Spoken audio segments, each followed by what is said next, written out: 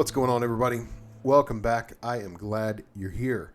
So today is going to be the response to, without a doubt, like the most requested thing I've had on this channel thus far. Now, I made a post recently basically telling everybody, look, the channel's gotten too big where I can't respond to every single comment anymore. Especially the ones where people are asking me to provide them links for 10 different products. That is a frustrating request. I'm not going to lie. It's if you guys realize that in the past 2.5 months, I've had 6,300 comments, and a huge number of those, more than 1,000, very easily, have been that question. And I'm not going to do that. I'm not going to respond 1,000 times to that question. I made that post basically saying I can't keep up with it anymore, and you guys are going to have to do your own research. However, I am going to try to meet you halfway. Now, I'm not going to put out a list and post it so you guys can reference it. I'm not going to do that. And here's why. I've already done that once, and then the product numbers change, and people go by the product number that I listed, and it's wrong. And then they get upset, and so I'm not doing that anymore. What I'm asking you guys to do, I'm not trying to be ugly by saying this to you. I'm saying this so you're not upset at me and so you don't get the wrong thing. You guys need to do your own research. You need to use Google for yourself. I'm not Googling things for you. And yes, people ask me to do that all the time. So I'm going to show you the products that I use, but then you need to go hunt them down and make sure they're the right thing. I can't do that for you, okay? So what we're going to be talking about are the big three that I always say are your responsibility to get right. Now, there's people who say the manufacturers know what they're doing and they get it right, and I say you're wrong, and I make videos about it, and so I just don't agree with that. No manufacturer on the factory category is doing mags, springs properly. So the reason I say it's your responsibility, because it's your gun. You bought it, they're not doing it right, you got to pick up the slack. And I'm just saying this is a reality. We can get upset and say how it should be, and I'm not really here to litigate that, but I'm just telling you, if you want your gun to run right, in my opinion, what is so vital that you need to get right, not get upset that the manufacturer didn't do it, but just do it, just fix it, that is magazines, springs, and proper lubrication. If you'll notice, I didn't say special ammo, I didn't say a tuned extractor, I didn't say make up some special concoction of lubrication, because I don't agree with any of that. The big three are those three: magazines, springs, lubrication. So I'm going to tell you what I do in those categories to every single 1911 that I get. It doesn't matter the brand. It doesn't matter if it's modern, if it's old school like this one. It doesn't matter if it's got this type of hammer, that type of hammer, if it's got unicorn hoofs on it, it doesn't matter.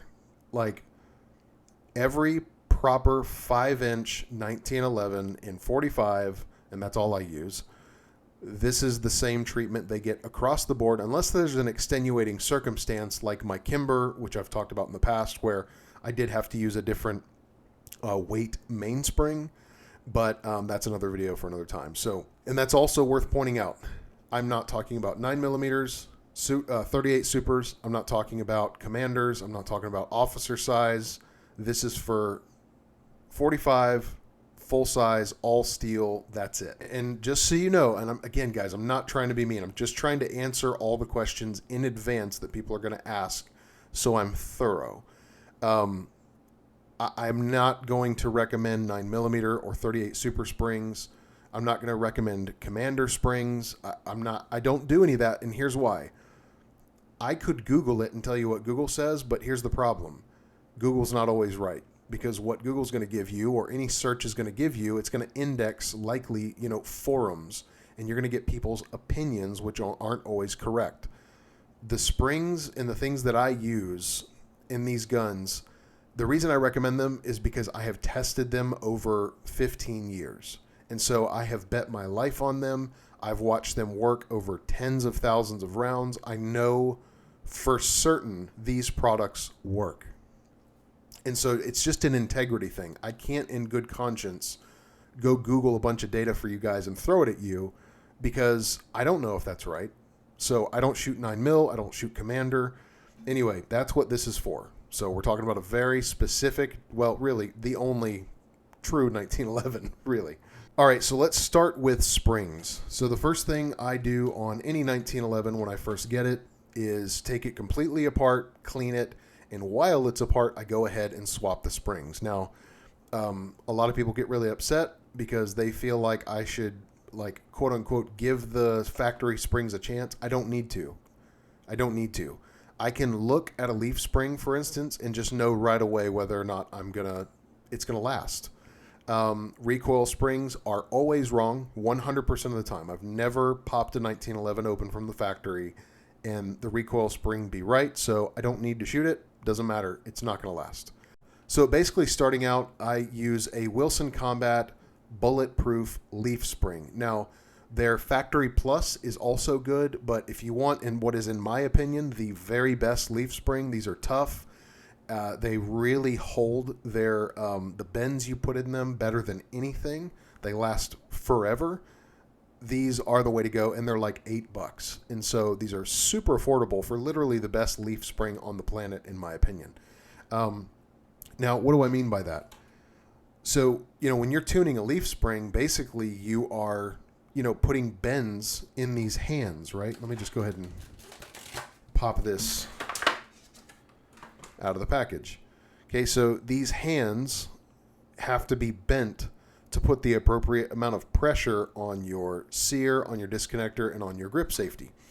And so what you find on a lot of factory leaf springs is you'll put your bend in them and you put the gun together, and then about a week later you take it back out because your gun feels funny and those springs have gone back. They've bent back.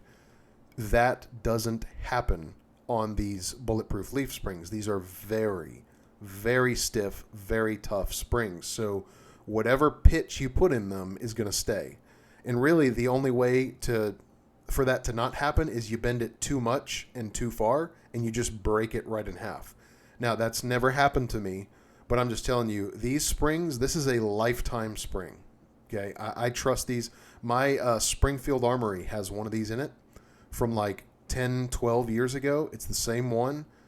It's still there. I've never had to like retune it or replace it. So this is a lifetime product in my opinion. Now, as of today, the product number is 417, but don't go by that, okay? I'm going to say this over and over in this video because people seem to not get it. And I'm not trying to be mean, but I say these things and then people comment and I'm like, boy, you just didn't hear what I said. So don't Google Wilson Combat 417. You need to look up Wilson Combat Bulletproof Sear Spring, okay? That's what you need to research. That's what I use in all my guns. Next up, we've got the recoil spring. Without a doubt, the one that has caused me more controversy than anything for one simple reason. I gave out a part number for this product, and since then, Wilson Combat changed the product number. People went and bought it. It's not correct, and now they're like, well, crap, now I've got a spring I don't want to use. So, as of today, this is a 10G16 recoil spring. Please don't search that. Go on Midway USA, search Wilson Combat 16-pound recoil spring, and it's going to call it like a heavy-duty recoil spring, okay? This is the one you want. Full-size 1911 16-pound recoil spring. If you want to go 17, it's not going to hurt it, but look, I've made videos on this. I'm probably going to have to make another one. But the reason I go for the 16-pound is that is the stock standard spring that's been around from the beginning, okay, as far as we can tell. I've made videos on this talking about like how far apart the coils are supposed to be, how long the spring is supposed to be overall. I think it's 6.5 inches. How long it's supposed to be at full compression. I think it's 1 5/8 inches. The diameter of the spring, the make of the steel. These specs have been around for 114 years. This spring is the one that matches those. And then also, I have watched these springs from Wilson Combat perform over 15 years. Nobody's going to talk me out of these. And now, here's the thing. People are going to ask, what about chrome silicon? No. What about this brand? What about that brand? Guys, the only two brands that I can speak to that I trust are Wilson Combat, that's my number one, and then Wolf. But my preferred is Wilson because this is what I have the majority of my experience with. So what to search here is not the product number. Don't do that because in a year's time it could change and then you're going to be upset. Search Wilson Combat 16-pound recoil spring. Make sure it's for the full-size gun for 45, and there you go. That's the recoil spring that I put in all my guns, no exceptions. Next up is the mainspring. Now, this one, I said this earlier, but this can be hit and miss. Some manufacturers are getting their mainsprings right. Some aren't. T-Sauce seems to be the only one right now that I've seen where you can pretty much just leave the mainspring in there. In fact, I have a pile of mainsprings, like this one, because I bought them expecting it to be wrong, and I pulled it out and went, well, would you look at that? It's actually right. So I just left it in there. If you're going to buy a hammer spring, the correct poundage for a full-size, all-steel 45 gun is 23 pounds. And I buy Wolf mainsprings because they're the most affordable and they're solid springs. This is one of those areas where, like, if you were really questioning whether you need to change this spring, I would say this is the least important one. I do it because, like, there's a lot into this, right? You want to make sure that you have, an appropriate lock time, meaning the time it takes for the hammer to fall after you break the sear. You want to make sure that you have the appropriate weight so you're not getting soft primer strikes because some manufacturers use really hard primers. Let's say the gun's really dirty. You want to have enough weight to push through all that grit and get an appropriate hammer strike. There's a lot of reasons why you want the right mainspring. And that's it. I don't do plunger springs. If you wanted to do an extra power firing pin spring, you could. But the deal with those is pretty much all manufacturers now know that you need to do a titanium firing pin with a extra power firing pin spring.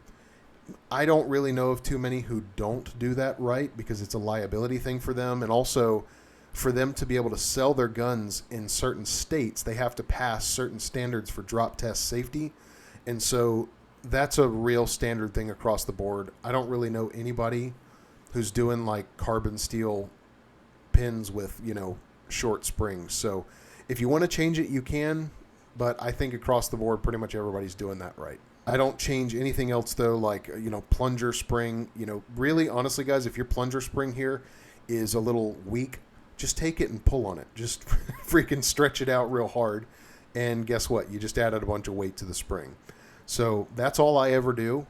I think I've only changed a plunger spring like once or twice. Okay, let's move on to this one really quick. So this is something I do standard across every single pistol I own, and this is because I have had the unfortunate experience of having grip screws strip out.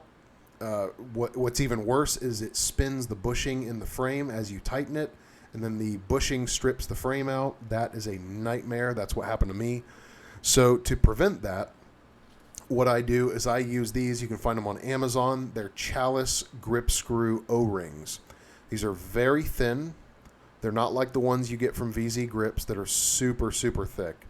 If you look inside one of your grip panels, you have this flat portion inside the screw hole, right?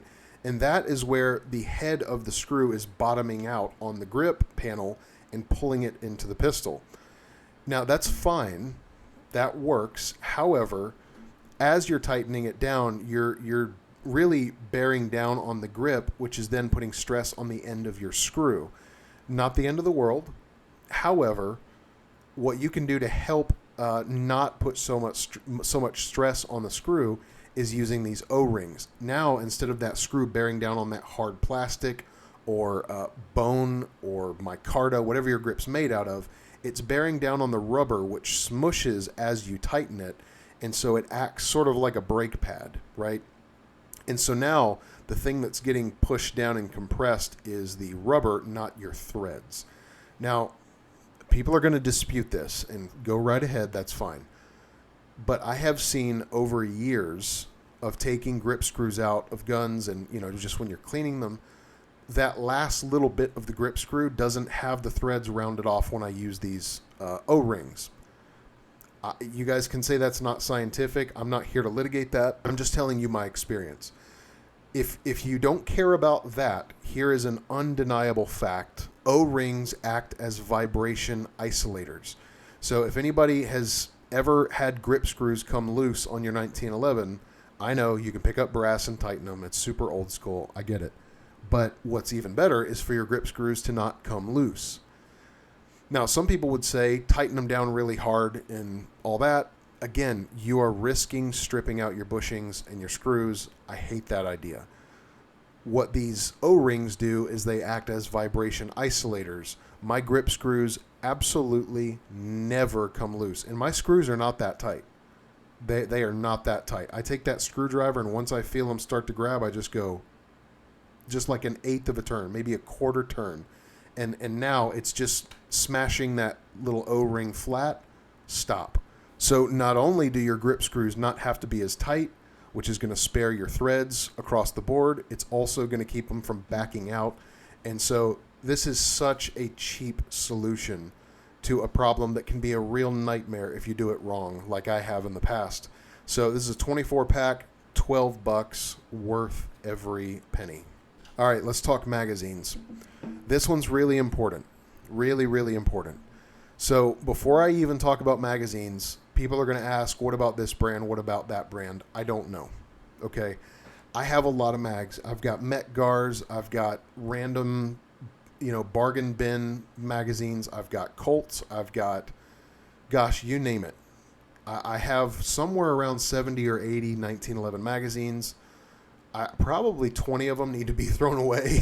I don't use them anymore. The springs are shot. The followers are beat up. The lips are worn. They're rusted. I don't use them anymore. They're just kind of in a basket in a chest in my garage. The magazines that I use are the ones that I use.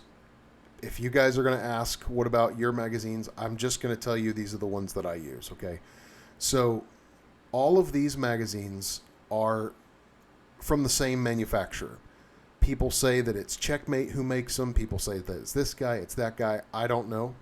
All I'm telling you is these are the magazines that I use. So my preferred is Springfield Armory. These are like $15 on Midway. These are the 7-rounders. They're all steel, welded base plate, proper follower, nice strong spring. These just have worked in every properly built 1911 for 15 years. They're just proven for me, and nobody can talk me out of them. Like, I've just seen too many guns work with these. And now, my older ones, I've got 2 right now that are causing failures to feed. And I know because I isolate those magazines out when those failures start happening, and the failures go away.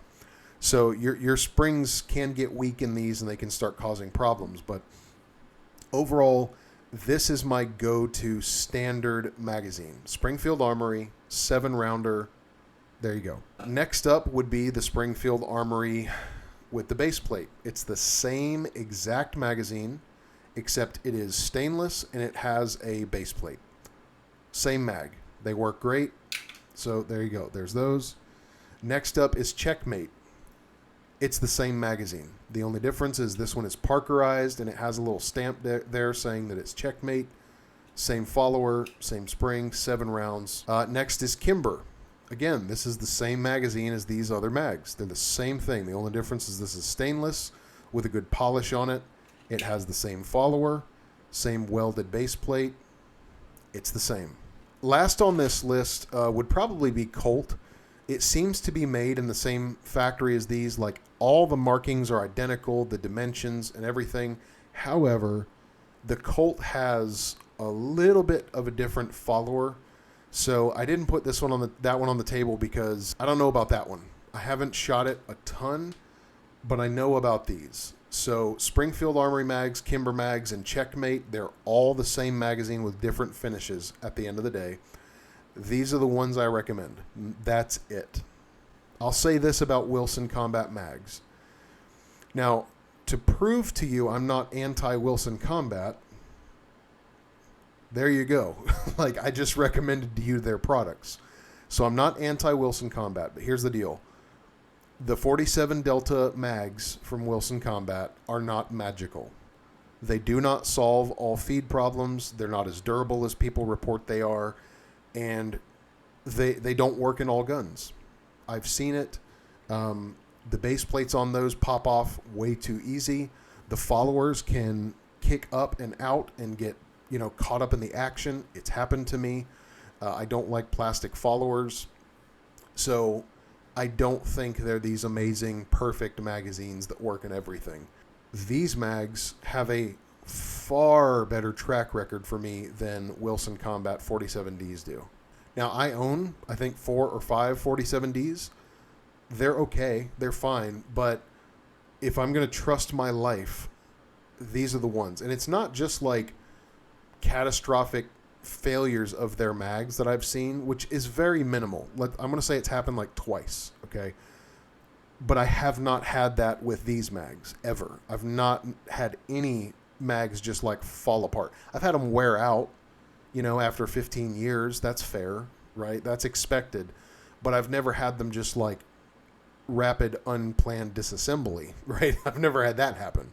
So it's not just about the critical failures. It's about how they feed.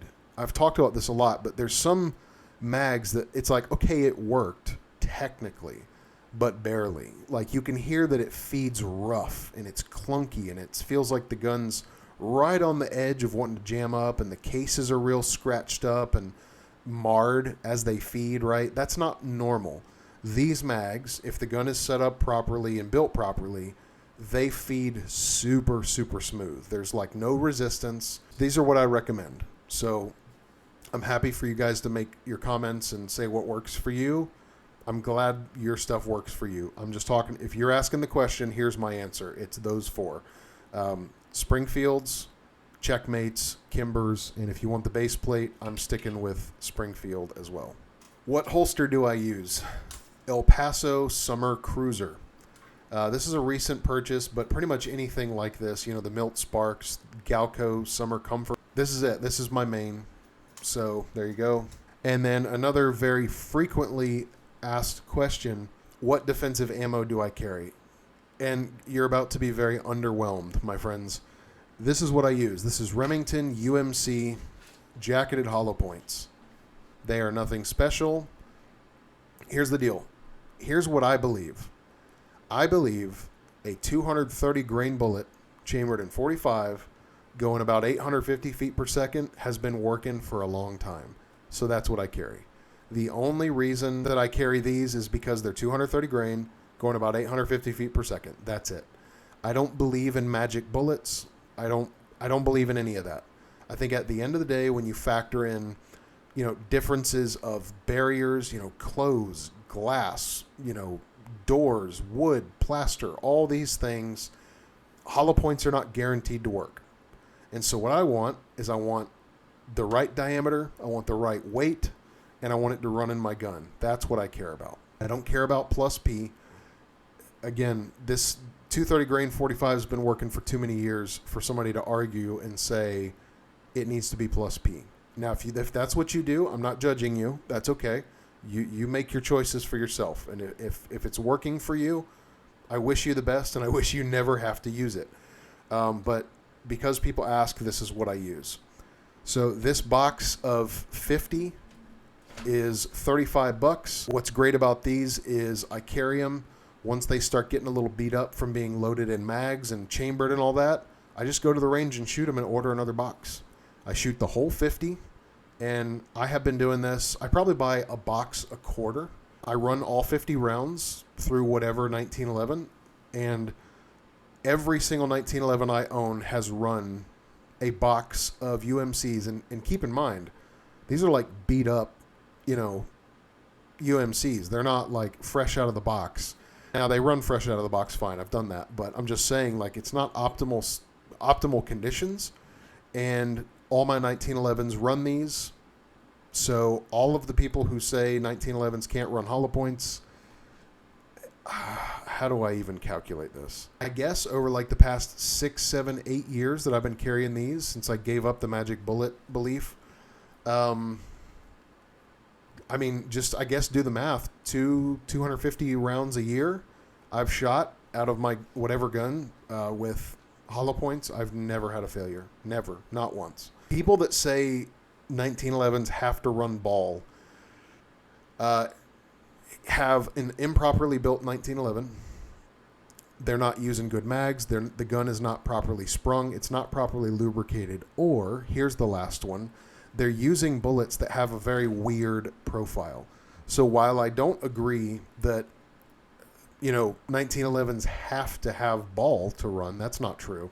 What they do have to have is a slightly rounded nose. And really, it doesn't even have to be the tip, because what's happening, right? It's hitting the feed ramp. And it's not hitting the feed ramp on the mouth. It's hitting the feed ramp on the side. Then it makes the turn, and then what's happening?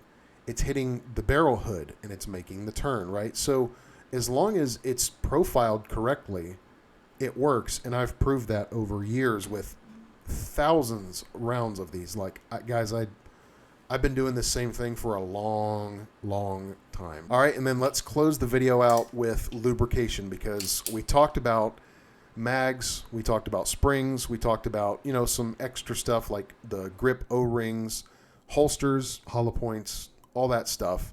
And then lastly, we're going to talk about how to properly lubricate the 1911.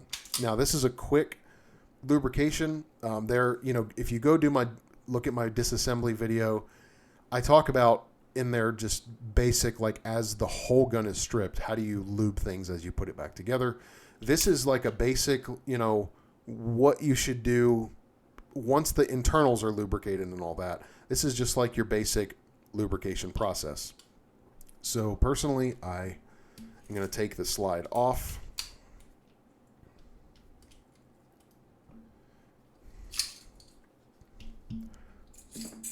So the 1911 is not like your polymer whiz pistols.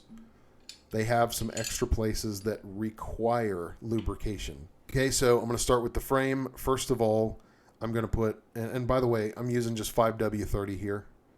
Been using this for years and years and years and years. So all the people telling me that the additives are going to turn your gun into table salt. Okay, well, 10 years and that hasn't happened yet. So maybe it'll be 11 years. That's when it'll happen. All right, so I'm putting a little bit of oil down on the disconnector. Okay, and basically that disconnector is in a little channel in a hole. I just want to make sure it can slide up and down freely. Next, I'm going to put just a little bead on either side of the hammer. Whoops. And then do not drop your hammer on your frame. So I'm keeping the trigger pulled and I'm just working the hammer back and forth. Okay, and I should see a little bit of run out on the back of the hammer. I want to make sure that hammer pin that's going through and capturing the hammer is lubricated, so that's spinning freely. Okay, other than that, I'm going to run a quick bead on the rails.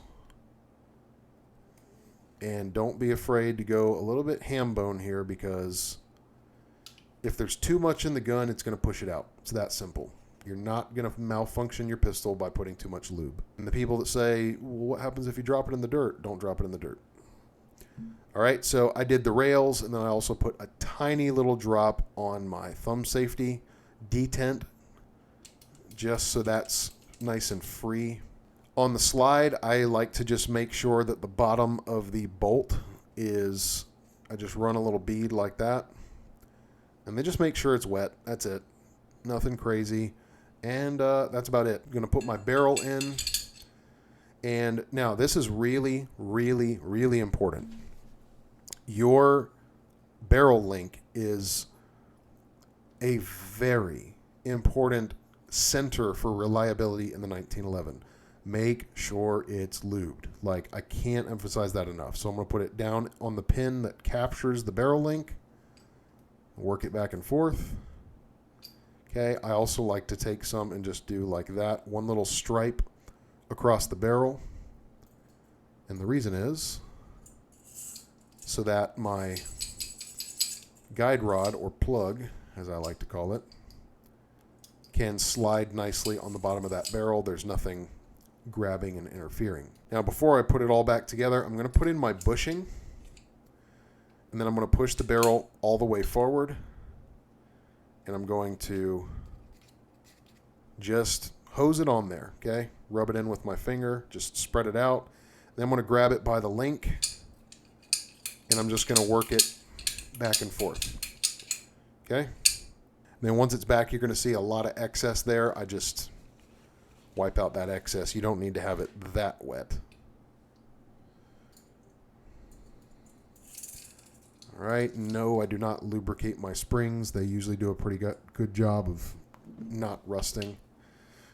All right, and then I'm going to put the gun back together.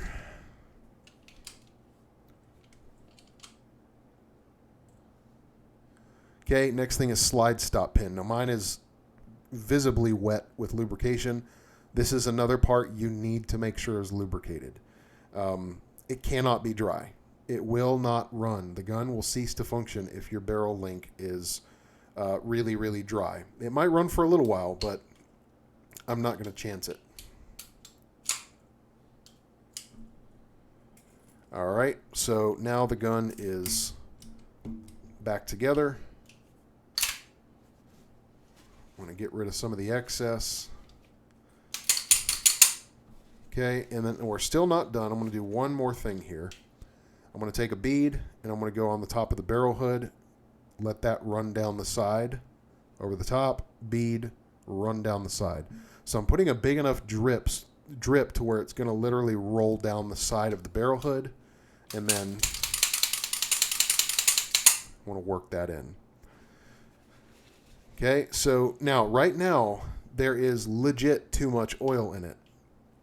But this is where you run the action and keep running it. Like, really work it in. Make sure it's, spreading out and everything. Now, what if you didn't work it in? It doesn't matter. When you shoot, it's going to just spit oil all over your face. And so that'll be that. It's not a big deal. But the gun is not going to cease working because you put too much oil on it. Unless you literally just submerge it in a tub of cold oil. And maybe it would have some hydro issues there. But yeah. And that's it, guys. So if you've done all of that, that's what I do.